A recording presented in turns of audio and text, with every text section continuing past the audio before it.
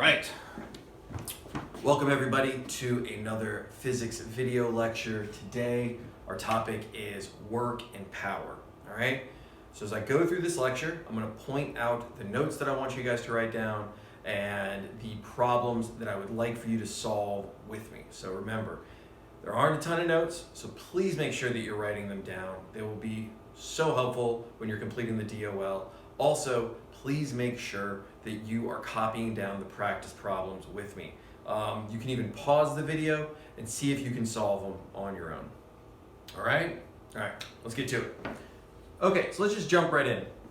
Today we're talking about two words that I'm sure you've heard of before in your life, the ideas of work and power. In science and in physics, we have very specific definitions of what these things mean. And by definitions, I mean equations, all right? And lucky for us, today's equations are super simple, okay?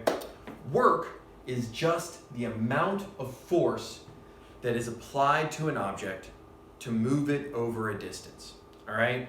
So when you think of work, what we're really talking about here is force being applied to something to move it, okay? So in order for there to be work, there has to be a force, and in order for there to be work, that force has to move something. So again, we always say that work is done on an object, just a matter of just nomenclature. You'll hear me say that the work done on an object, okay? And our equation is here. It's a little smushed, but it is work equals force times distance, or work equals F times D. These are the same thing. We have a new unit for work. It's one that you might have heard of, and that unit is joules, which we'll see again and again. Joules is really a measure of energy, which is what work is. So we'll get there, all right? A lot of people think of work looking like this these days, and there is actually some work being done, but there's not a lot. You know, every time this person picks up their pen, they're doing work. They're applying a force to move an object over a distance. Every time you clack your keyboards, okay, that's work. You're using force to move an object a distance, even if that distance is only that far. There's a lot of work being done. But really, this is kind of like the problems that we're gonna see right here, right? We're applying a force, we're causing this mass to accelerate over a distance and therefore doing work. It is worthy to point out here, okay? So now work equals force times distance. Work equals force times distance. And that means that work is directly related to force and it's directly related to distance. What does that mean? It means that as your force increases, you're gonna do more work.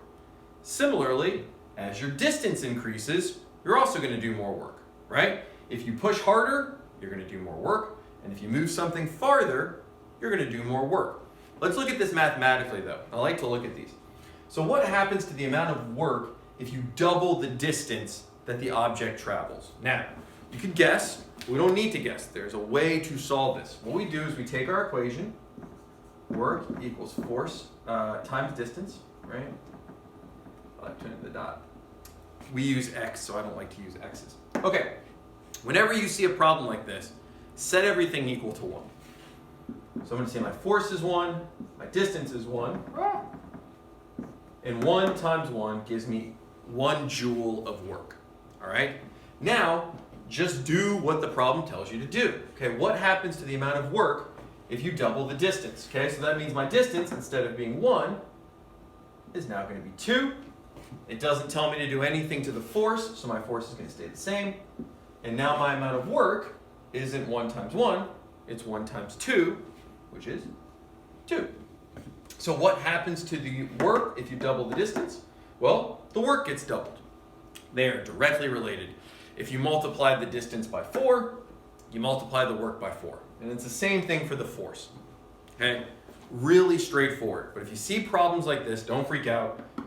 Just set one side, set everything equal to 1, solve for the other side, and then do whatever it tells you to do in the problem. I just like going over these. You see these problems a lot. They are worth asking, all right? Okay, so here, unfortunately, this is a GIF. This is supposed to move. And it's not moving. I couldn't get it to work. But what we see here is we see three different ramps at three different angles, right? Steep, steeper, steepest. The important thing to note here, okay, is that the height that these cars go up, this H right here, is the same. Each one of these blocks is the same, all right? Now, what this means is that when you have a slight angle, you have a very long distance that the car travels. As that angle gets shorter, okay, or bigger, the ramp gets shorter. An even bigger angle gives you an even shorter distance, right? You see that? Now the thing to realize here is that you use less force, okay, when you have a little angle. I'm sure you've done this before, right? If you're walking up a little hill, you use less force. When you walk up a steep hill, you use way more force. And what this would show you is that the work done in each one of these scenarios is the same, okay? When you have a little angle, you have a small force and a long displacement. And when you have a very steep angle, you use a lot of force over a little distance, right? So the work done to lift something up is always going to be the same amount of work. The reason that we invented ramps is because they allow us to use less force over a longer distance, okay? Which is why they're great, okay? It's why we like ramps. All right, let's look at, I think one of my favorite pictures. Oh, no, did I skip it? Oh, am I cutting out? There we go. Don't die on me now. There we go. All right, so let's do some problems with this. All right, we got this fox. I love foxes. How much work is done by a 70 Newton fox that leaps 2.8 meters into the air? All right, so let's write down what we know. We know that the force of gravity of the fox is equal to 70 newtons, right? That's its mass times the acceleration due to gravity. We know that its distance that it jumps into the air is 2.8 meters, and we're looking for the amount of work done.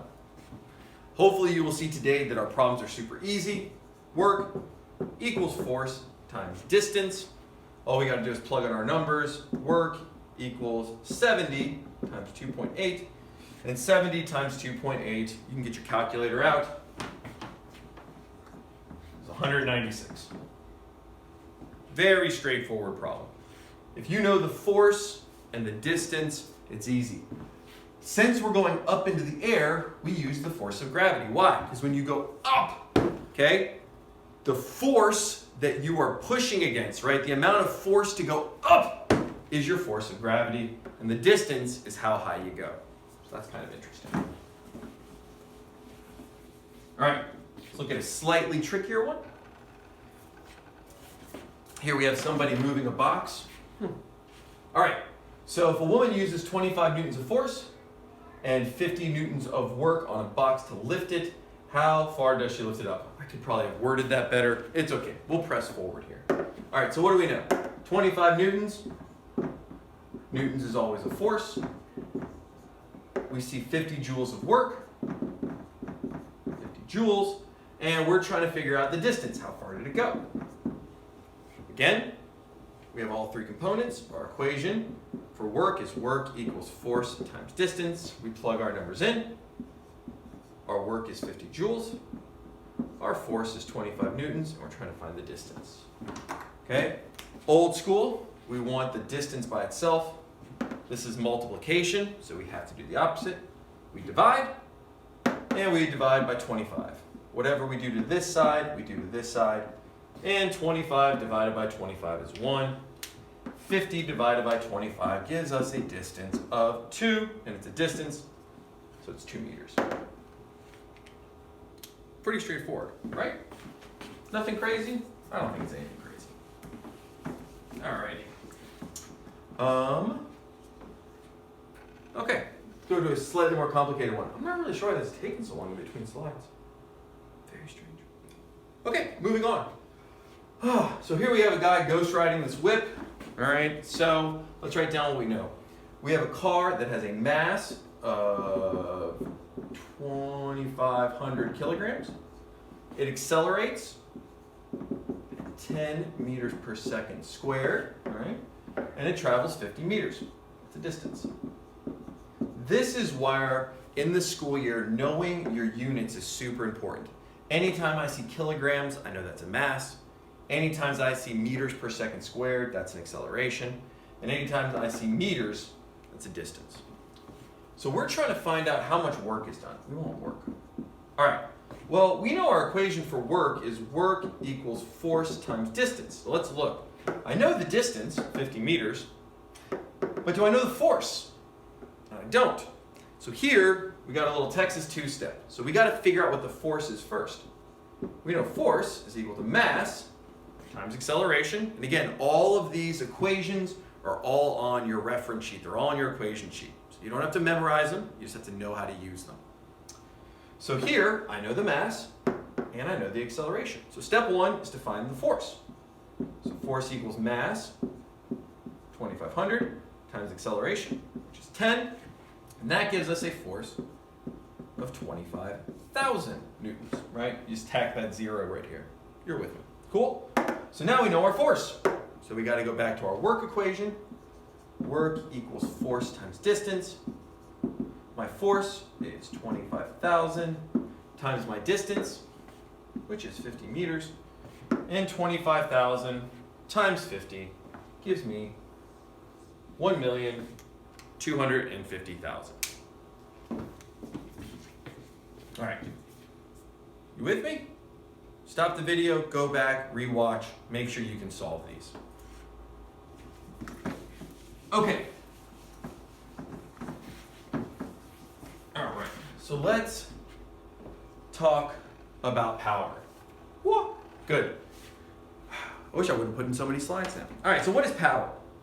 Again, you probably have a lot of ideas as to what power is, but really, power is simply, power is the rate at which work is done, okay? Something is powerful because it can do a lot of work in a short amount of time, right? You can think of a car, right? A very powerful car is able to travel a long distance in a short amount of time. It can do a lot of work in a very short amount of time. If something does not have a lot of power, okay, it takes it a long time to do the same amount of work. And that gives us our equation. Is it going to do this every time? I'm so sorry, guys. I really wish I knew what was going on. Just like this.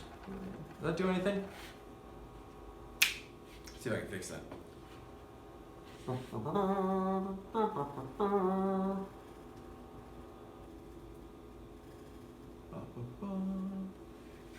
Nada? I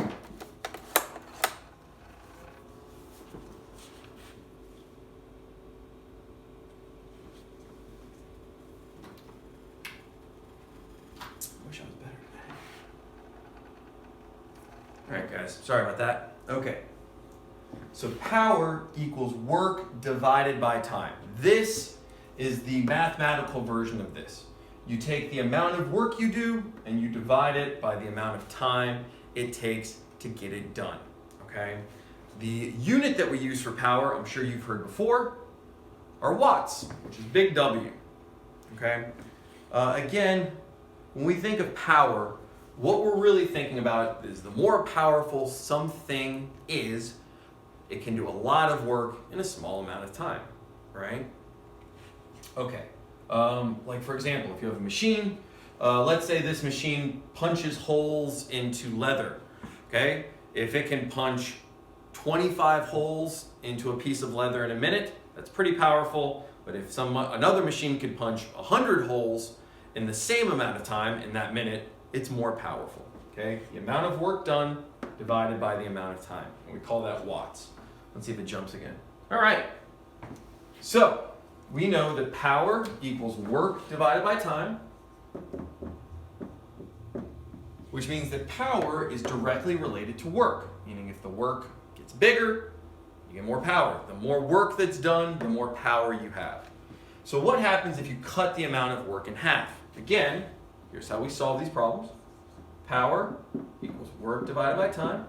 Set this side, set everything equal to 1. Work is 1, time is 1. 1 divided by 1 gives me 1 watt of power. You with me? So this says, what happens if I cut the amount of work in half? Well, my work was 1, So to cut that in half, that means now my work is 0.5. Okay, 1 divided by 2 gives me 0.5. My time stays the same. We're still at 1 second. And 0.5 divided by 1 is 0.5. So if I cut my work in half, my power also goes from 1 to 1/2, or 0.5. They are directly related. Okay. See, that stays in place. Oh no, I fixed it though. I'm happy about that. Power is inversely related to time. Okay? Because time is on the bottom of this fraction. Meaning, if the amount of time increases, the amount of power decreases. That makes sense. If it takes you twice as long to do something, okay, you're going to have a lot less power. So what happens to work if you double the amount of time? So same thing. Power equals work divided by time. Okay? So let's say work is equal to 1. 1 joule of work, 1 second of time. 1 divided by 1 is 1. Same thing, we're going to take our time and we're going to double it.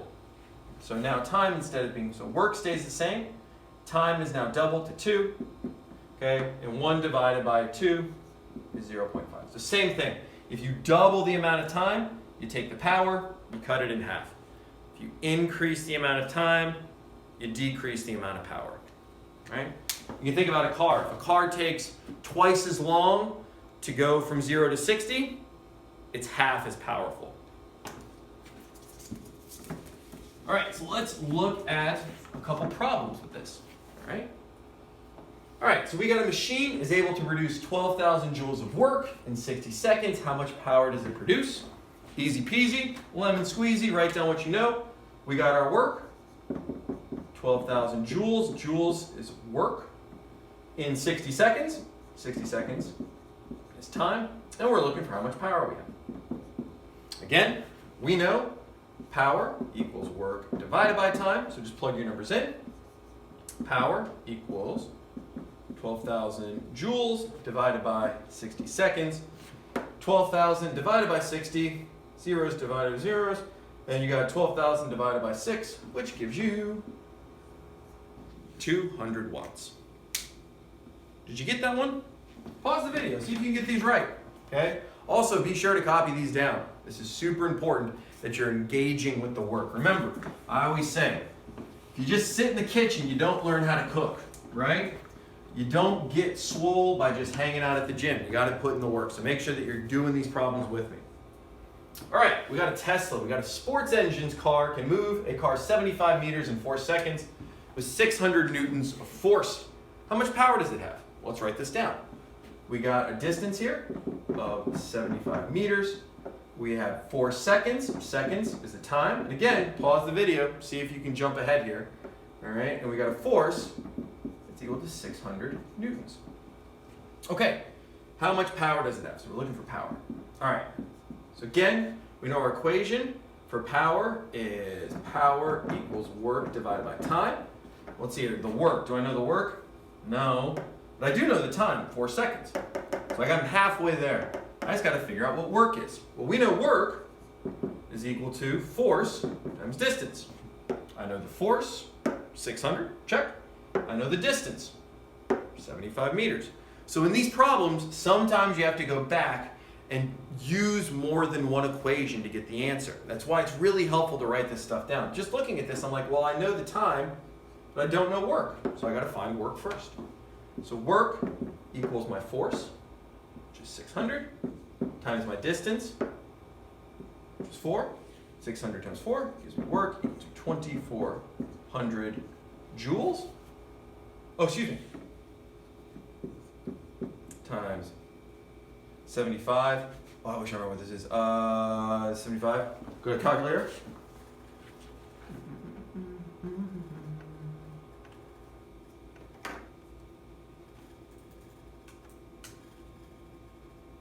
All right, so we can bring our calculator over here, and we have 600. You guys can't see this. All right, so maybe the special effects in today's video are not the best.